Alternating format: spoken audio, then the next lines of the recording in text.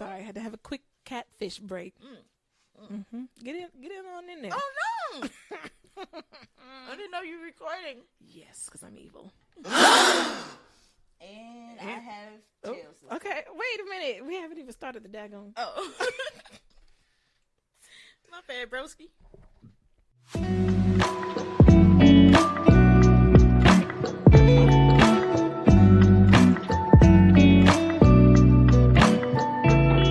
What's up, everybody?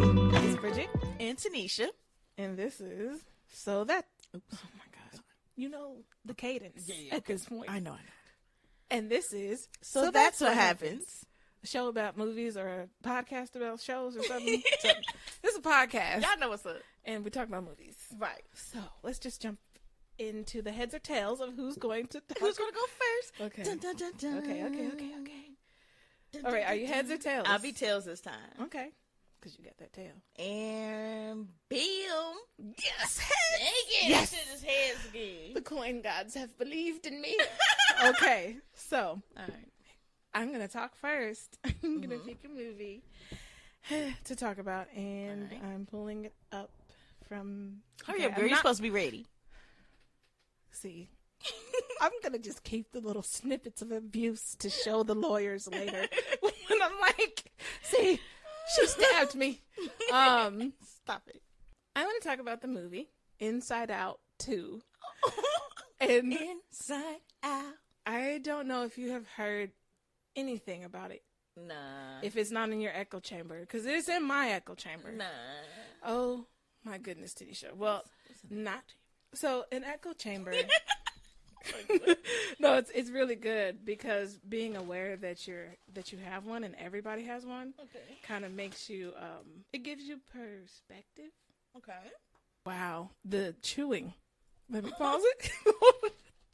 So, like, basically, an echo chamber is just, it's kind of one of those phenomenons, right? Okay. It's basically our tendency for confirmation bias. That means the people around us, the things that we watch and pay attention to, are all basically an algorithm that knows what we like. Oh, okay. I see. So, I'm going to see a lot of stuff about Disney movies in my echo chamber. Oh, okay. Yeah. About things that I like and enjoy. You know, like, I'm going to see a lot of black women. I'm going to see a lot of hair stuff, recipes. Okay. So, that makes sense. Disney is always in my echo chamber. Of course. You High love up Disney. in there. She's a Disney princess. I am. And so Inside Out 2 came out earlier this year. Okay. And like, oh my gosh, this is literally me trying not to be emotional about how good this movie is. I adored it from start to finish. When I say that it gives you, if you're I'd say my age especially, our generation, this is for us. And I know that you think kid movies and kid shows are like... No, I don't think that for all of them. Well, yeah. But yeah, I know you don't. Yeah. But like this one really touches you in this way where it's like, dang, this was talking to me. Like this is what I do. This is how I feel. Oh, it's so good. Or like also I felt that and I've been through that. And it's such a good explanation of my emotions going crazy in my head. You. So for those of you who aren't aware of the concept of Inside Out, there is the main character, I'd say Riley. But even though in the first one she feels more like the setting, because a lot more of it is in her brain. Oh, okay. But a lot more like this is more divided, more equally divided, where it shows what Riley's going through on the outside and her emotions. And it's done so well. Okay. Like both of them do it so well, showing you. So, but she starts off with just the 5 emotions of anger, sadness, joy, disgust, and fear. Yep. Like those are her 5 emotions that she has. Okay. And everything, like they find, like at the end of the first one, they kind of come together. The big thing in the first one is that Joy kept on trying to get rid of sadness. Thinking like Riley doesn't need to feel this. I want her to mostly feel joy, so let me try to get sadness out of the way. Oh no, you ain't no. Yeah, but you have to like, that's what she grows to realize. Like, no, sadness is very necessary. Yeah. Because typically that's the moments after sadness she felt the most joy. It's really good. Yeah, and it seems like it's good for helping kids, too. Well, not just kids, but like you said, adults. Me to help with how we process emotions and stuff. Like all that's different for everybody. And I know one of mine that I recently well, I'll say about 5 years now, but it was fear. Fear was huge for me. Like, it was just like, damn, like, it was just everywhere. It was just like... And all of those emotions are still necessary. Like, they basically protect Riley from so many different things. Yeah. I don't fear, but I do get scared. I do think they're two different things, but yeah, you still got all the emotions, child. You still got all the emotions. And it just depending on, you know, your maturity, just however you handle those emotions, you know what level of maturity you are. Let's just say that. So yeah, man. I love that. That's the first one. Like, let me talk about the second one. Oh, okay. Because like that's just me giving you a little background. Got you. Okay. So in the second one, the one that I'm obsessed with, okay, she turns 13. Okay. Yeah. And it's funny because they kind of see that button develop on the little council they're in front of, like watching her life happen and taking over whichever emotion needs to. Yeah. They see the little puberty button, but they're like, there's nothing to worry about. Yeah. And so now she's turning 13. Oh, Lord. And like, you know, they're all in sync and working for her. They're talking in the beginning like, oh, you know, Riley's so, you know, like such a good girl. She does this. She's kind to kittens. Like, she's friendly to people. Like, she's not mean. She's good at hockey. Just talking about, she's a good girl. And like, we're so proud to be her emotions and like regulate her. It's so good. But then, you know, in the middle of the night, from nowhere, a puberty alarm starts to meh, you know, and they wake up like, what? And it just goes crazy from that moment on, because then you're introduced to 5 new emotions that are now a part of her life and her development. Yeah. So now she also has PMS. That is I know that's not. So now they have added embarrassment. Oh. Envy. Okay. Ennui, which is like the boredom. Okay. And anxiety. Okay. I'm about to pull it up. But basically, all of these emotions are now all flooding her. Yeah. But also when right before they come, they see, you know, like when the puberty button goes off, construction comes in, boom, knocks all this stuff, makes the council different, and they're like, "What are you doing? What's happening?" You know, it's all a panic. That's when we're introduced to some of them, but the old emotions are still trying to control it. But when they touch it at first, it goes crazy, and like the way it shows it in her body, like, you know, like sadness, like takes over for a moment because she disappointed her mom, you know, like, and woke up late and is supposed to be ready to go. Okay. And so she's like, Mom, you know what I mean? Yeah, and then they're like, whoa, sadness, that's way too much. And then it's like, oh, no, like, let me handle this. And anger will just lightly touch it. And it's like, oh my God, Mom. Oh, like, Lord, you know, yeah. And they're like, what are you doing? They all just don't know, yeah. So in come the new emotions.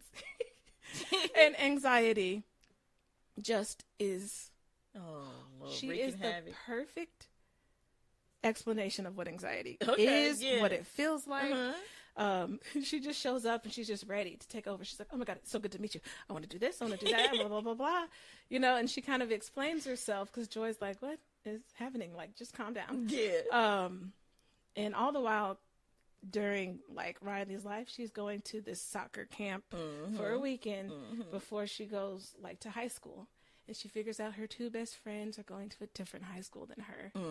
And so there's also that going on in her life. So she's like, we're going back and forth, seeing how they're dealing with, damn, my friends are leaving. Right. And like, but also now I'm at this soccer camp. Oh my God, no. This hockey camp. And I'm learning and like, I want to make new friends too, because they're going to be in my high school. Yep. You know, and like, oh, I really like this girl. She's so cool. I want to, you know, it's so good. Yeah. But the thing that I love the most about it is anxiety. Yeah. Because what anxiety does is so true to what anxiety does to all of us. Yeah. So anxiety, she explains it like, I prepare for the future. And so she shows multiple scenarios of what could happen if she does different things. And then it's like, freaking out about which thing to do, and if I do this thing, then the rest of this is going to be ruined forever. And like anxiety takes it too far. Basically, where like Joy's like, hey, none of that's actually happening. Like, what are you doing? Let's not project that. And then like she takes over, because when she gets used, it still helps Riley with her friends. Like, like anxiety took over for a moment, and that actually worked. So like, my anxiety works. At certain times. I see what you're saying. Okay. To like think of different scenarios, but then what happened was anxiety started to take it too far. Like, okay, so if we want the rest of high school to be good, we're gonna have to be like blah blah blah. Like perfectionism and all that stuff start creeping in. But then I didn't even mention this part, because here's the big thing, because this is where the where the conflict comes in. Okay. So Riley's her little mind bubbles, her thoughts, her memories, they're turned into core beliefs. Okay. And then those core beliefs go up, and it's built her sense of self. Okay. Yeah. And so like when you go down to look at her core beliefs, it's so beautiful. It just looks like these little like roots? Lights. Yeah. Okay. And it's when you touch them, they say it's her voice saying these things about herself, like, Mom and Dad are proud of me. Like, I'm brave. I'm happy. Roots. Some Like, foundation. I'm a good friend. Like, and all of this is turned into a core belief at the top that is saying, like, when you touch it or get near it, like, I'm a good person. Right. And so that's what she's believing, and that's, Yeah, I see how that works. All really good. That's dope. But that's anxiety starts to take over her belief system, Lord, and starts turning it to things that are like, if I'm good at hockey, I'll make friends. Boom. You know what I mean? Like, if I get this person to like me, I'll blah blah blah. Like, she starts to kind of change that, and that's what it's so good. And so from there, and this is the part where it like gut wrenches you. Okay. Well, not this actual part, because this is where it's funny and cute and stuff, but the other emotions get rid of the first 5. Because it's like, you know what, guys? You're not helpful. She needs more sophisticated emotions to take over for her right now. And you guys are just like kind of old school. And get your ass. Yeah, she doesn't need you. She needs anxiety. That's weird. Yeah, they do. They take, but they put her in the back. They put them in the back of the mind. And they also take her sense of self off. And put that in the back of the mind. So she doesn't have her sense of self anxiety now. Out of pocket. Exactly. Yeah. Out of pocket. She started going in a little bit too hard. Yeah. But let me round this out, because I know I'm going in. So what anxiety does, or like basically the adventure part, is that the other emotions are trying to get back from the back of the mind, which is really far. And like, they can't just jump there. Like, it's going to take them a while to travel all the way back to the front. But they need to get her sense of self. That's where it was put. And that's also where Joy was putting some of Riley's memories that didn't make her feel good. So she was putting memories back there like, oh, remember that embarrassing time when you thought someone was waving at you and blah, blah, blah. Remember when you broke your grandma's favorite plate? Like, she was putting those memories in the back. Yeah. So anyways. Okay. So she finds a sense of self. Okay. And meanwhile, anxiety is making her life, her teenage emotions are taking over. And it's really cool to see, because you're like, oh, that's when ennui comes in. That's when this one comes in. Like, yeah, we do get embarrassed. Yeah, we do. Like, oh, yeah, we start feeling it in the way that they show it in her camp interactions. It's so good. But, yeah, so it's basically everything is going down. Yeah. Oh. And especially for teenagers, you know how we think is the end of the world. Yeah, the other emotions are trying to get back to the front. They stop at Imagination Land, and they see Imagination Land has been taken over by anxiety, who is telling them, okay, I need you to think of all the bad things that could happen. Oh my God, what if she trips and falls during the game? Or what if she blah, blah, blah? And like, you could see that she can't really sleep. Yeah, you know what I mean? She's thinking these thoughts. It's so anxious for done. Nothing. It's so true. But that's like dope. That, right. That's your all like imagination is telling you this, all these bad things that could happen because like. Right. Because that is what's happening. That's what's happening that is exactly when we do what's that. happening. That's right. It's so cool. That's real. And then, so you think that might be the big climax. No, not even that. But then, when they finally are making it back to the front of the mind, At this point, anxiety has fully made the new sense of self, or like right before they make it back, she's made the new sense of self, and she can't wait to touch it to see what it says. Okay. And it's like right when her first, like the big game is going to start for their camp, like their final game and scrimmage, you hear her sense of self say, I'm not good enough. And like it has totally changed, and all the other emotions and stuff are like, wait a minute, that's not what we wanted. Like, no. See? And then like anxiety, even hearing that, starts to panic, like, no. And she starts pressing all these buttons and going crazy, like, no, we gotta. And then you could see like with the way it shows Riley at that point, Riley's like, like, and breathe in and just like, like, it's so, and it just makes me just ball, because I'm like, that's what it feels like. You feel like I'm not good enough. I'm not doing anything right. Like, ooh, it always gets I feel like this.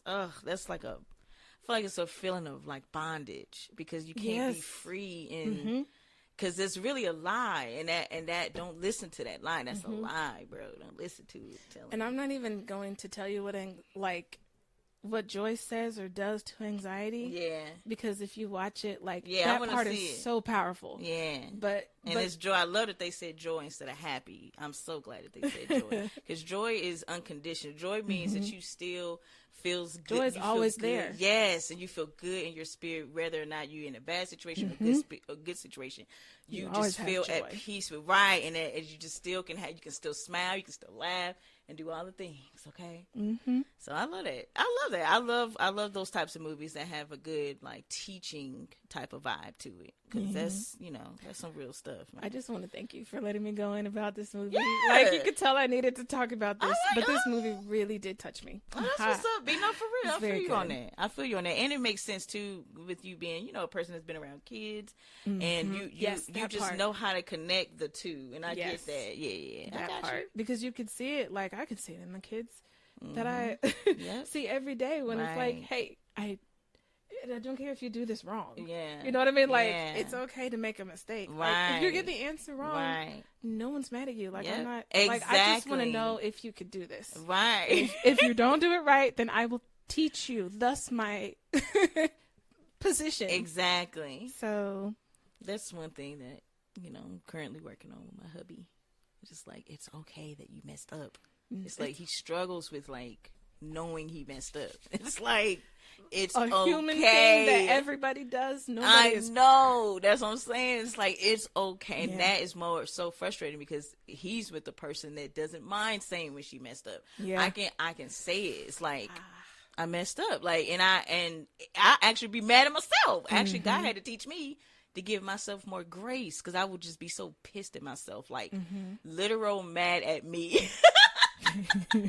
When I would mess up things, or like just do something and it didn't turn out the way I had planned it, I just get so mad, and but in your head, just repeating all the things that you did wrong. Right, see, you messed that up, and then you're not good enough for this. And blah blah blah. And see, but now I've learned, because it did used to go that far. Now it's like, oh, okay, it's all right. I pick back up and just try again, or I come at it a different way. I guess I handle it differently now. I used to be real, just. Girl, when I told you when I was dropping off, remember them CDs to the oh yes to Rolene? Yes, she was technically my client, but I was so mad because I didn't the CD thing, and it was just a mess, and just crying all the way on the way there, just mad because it didn't turn out the way you wanted it to. Yeah, it was supposed to. Because it was like, right, because when you work on something, you have a level of excellence. Like, anything I put out, I want to put out excellence. You feel me? So like, it's the Capricorn way. We will not be wrong. That's hilarious. But yeah. So yeah, girl, I love that. Okay, inside out. All right. Oh wow. So what you got for us? Where we at? Okay. Oh my God, that was a loud one. It was loud. My bad. All right. So the last one, we gonna go ahead. Well, at least not the last one. So the one I got, we gonna be like, I promise I'm not. I actually took a while to watch this. I really just me and Dion watched on a whim, and it didn't turn out to be what I thought it was going to be. But maybe I like it. It was Civil War. Did you watch it? Yeah, I knew it. No, oh, you mean the A24 movie? Yeah. Because I was like, Captain America Civil War? I swear to God, I went straight to the Avengers, okay, and I'm like, you want to talk about an Avengers movie out of context? Oh God. Right. Okay. My bad. But nah, actually, I saw that movie. Yeah, and it actually didn't turn out. It wasn't what I thought it was gonna be, but it's still politically charged. But it was not what I thought how they were gonna do the movie. So it stars Kirsten Dunst and Kaylee Spaney. What the hell is Kaylee Spaney? I'm not even trying to get her name right because her character pissed me off that whole movie. She did too. So for me too. Okay. I'm not saying your name right as punishment. So here's the summary. A journey across a dystopian future America following a team of military-embedded journalists as they race against time to reach D.C. before rebel factions descend upon the White House. Oh my God, factions? Really? What is this? And every day the world's turning into the damn Hunger Games and Divergent series. Yeah. Anyway. I was about to say, well, actually, let me not nerd out. Stop. Right. Divergent, resurgent. Stop saying words before, because she knows what she's doing. Don't make me start. All right. So basically, Kirsten Dunst plays. She's like a veteran, like journalist photographer. Like she's been doing it. You know, she's not new to it. She's true to it, right? And she's a specific type of photographer. Yeah, too, right? She's a journalist photographer. Yeah, like where she goes like and catch like the raw stuff. Yeah, the behind wars enemy and lines. Third countries and stuff like that. And so, but then, so this is the character development. She's very plain Jane. She's like no smile, no makeup, no jokes, just business. Like she's kind of that girl in the movie. She don't and joke not around. Like high class business either. Yeah, just like it's more of like she's seen pictures. a lot. Yeah, she's seen a lot, and she's just like jaded. Why put on? Yeah, jaded. That's the perfect word. And so then you got the other girl who is played by Kaylee Spaney. She's a new journalist photographer or whatever coming up on the scene. And I forgot how they ended up getting together, but she ended up getting into the ride with Kirsten and Dunst and all the other people. But she's like that girl, like that's new. She's naive. She's young. She's hungry. You know. Yeah. She's like that risk taker. So that's the type of vibe of these two photographer journalists. That's a good way to put it. Yeah. And so basically the whole movie pretty much is just them trying to get to the White House, but it's showing more of the journalist side, like in their shoes. And I do like that because I thought it was going to be extra predictable and go that route with being extra hella propaganda, but they didn't go that route. And I like A24. So that's how I was like, y'all better not be on no bullshit. To have more propaganda? No, that's what I'm saying. Okay. That's how I was like, y'all better not be on no bullshit. But they wasn't. Anyway. So, what was I saying? Oh yeah. So basically the whole story is just them just kind of showing what they do. And they're like these photographer journalists, and they're going through all these different, countries and areas or whatever. And it's just pretty much showing the behind the scenes of that. And I do like too with the cinematography that they put the photos of what they were taking in the movie. I like that. Cause I was like, damn, I kind of want to see what the image is going to look like. You know what I'm saying? But they put that in there and I like that. But it was kind of like, it really wasn't nothing to write home about. I mean, it wasn't. Yeah, it was just like, oh, okay. I think I could have totally done without it after seeing this movie, if I'm just being totally honest. Because, and I'm not like angry that I saw it either. Like I'm very much in the middle. Like, oh, okay, well, if anyone asks me, I'll be like, don't worry about it. Like, you ain't missing nothing. Yeah. But if you want to, like, then go ahead. Because it actually took me a little bit. Because I've been seeing it on Apple TV or whatever. We got so many platforms to be watching, but I've been seeing it in the ad or whatever, and so I just be like, I just have it. And so then finally one day we just finally watched it, and it was like, oh, okay. And you were. Yeah, it was just, it was less more than thrilled. But then it did pee me off because the little risk taker, little heifer, she gonna sit up here right when they was out there doing it. And I get it, okay, because I'm a photographer too. I get it. You do want to get that shot. Like, you're capturing history, so I get it, bro. Like, you're capturing a moment in time. At the risk of your life? Right. That's what I was about to say. But I'm not about to do it at the risk of my life. She literally, they shooting. There's bullets, stuff like blowing up. She gets up, bro, and tried to get the shot of some soldier doing whatever. Well, I don't want to say they think. but they have those little journalist vests on. But it's like, in the heat of a moment, who is respecting this rule? Exactly. That's the other side's not. Yeah, the other side, like the American soldiers obviously knew who they were, and they're used to journalist photographers being with them. But the enemies on the other side, nigga, they don't care about you. Exactly. That's why I was like, I don't care about my little journalist vest. They can still just shoot me. They're just shooting guns. I'm not taking this shot. What the heck? Okay, someone else could tell the history. Look, I'm gonna take this angle. Look, y'all should have seen it. It was crazy on the other side. No. That's what drones so this little for. risk taker little girl sat up here and did that, and Kirsten Dunst's character sees her get up. It's all happening in slow motion. She gets up or whatever, and she pretty much steps into the middle of freaking fire, bro. Like, there's gunfire happening, things blowing up, and she gets up to take the shot, and she pretty much would have got shot if Kirsten Dunst didn't pretty much take the bullet for her.